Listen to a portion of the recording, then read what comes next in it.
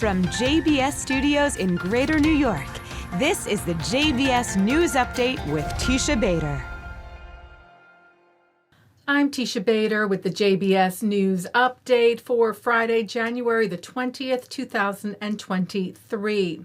Mass protests against the new Israeli government and its planned judicial reforms are set for tomorrow night in Israel, the largest gatherings being in Tel Aviv, with smaller protests planned for Jerusalem, Haifa, and other cities around the country.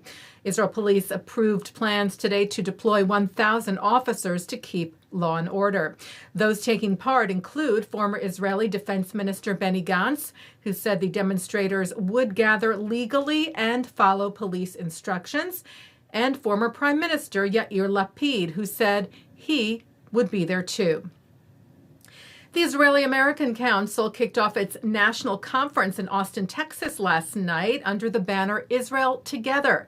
Speakers included Israel's new Minister of Diaspora Affairs, Amichai Shikli, who addressed concerns raised in particular among diaspora Jews regarding Israel's new government, like the reforms and possible changes to the law of return, to which Shikli said, "We are listening. We're listening to the criticism. We're listening to their concerns," which include possible changes to a section of the law of return which permits those with a Jewish grandparent to claim Israeli citizenship. The Jerusalem Post cited Shikli saying the Israeli government isn't going to cancel the grandchild clause, but that there will be a committee to discuss what he said was a complex issue, citing large numbers of immigrants from the former Soviet Union, for example, many of whom he said are not Jewish and do not stay in Israel for very long. But Shikli emphasized that the law of return is fundamental for the state of Israel. He said, "We will always be a safe haven for every Jew everywhere on earth." George Washington University is looking into claims that a psychology professor at the school discriminated against Jewish and Israeli students because of their identities.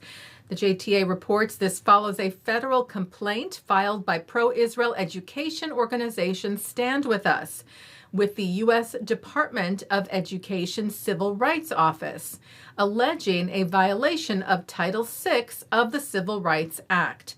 University President Mark Wrighton said the school would conduct a thorough examination through an investigation by a third party, and that GW strongly condemns anti-Semitism and hatred, discrimination, and bias in all forms.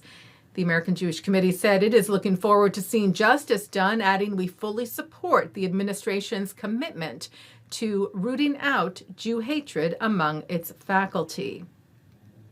Well, today marks the 81st anniversary of the Wannsee Conference, where the groundwork for the mass murder of Europe's Jews, the final solution, was laid out on January the 20th of 1942, when 15 Nazi leaders and German government officials met in the Berlin suburb to discuss the implementation of this plan of annihilation, which is being commemorated in the newest permanent exhibit at the Simon Wiesenthal Center's Museum of Tolerance, in order to educate visitors about, it said, the horrors inflicted on the world as a result of the infamous meeting that sealed the fate of Europe's Jews. The exhibit also is honoring heroes of the Holocaust, Jews and non-Jews who risked their lives to stand up to Nazi terror. Taking a look now at our programming for tonight on JBS for Friday, January the 20th. Live Shabbat services are coming up at 6 o'clock from New York City's Central Synagogue, followed by Shabbat services from the Hampton Synagogue. At 8:30, performances from David Broza and Eliran. At 9, it's the film Israel Journey. At 10:30, a replay from the Hampton Synagogue, followed by a replay from Central. And coming up next, a look at this week's Torah Portion. And that's the JBS News Update for Friday, January the 20th, 2023. I'm Teisha Bader. Stay healthy, stay well, and Shabbat Shalom.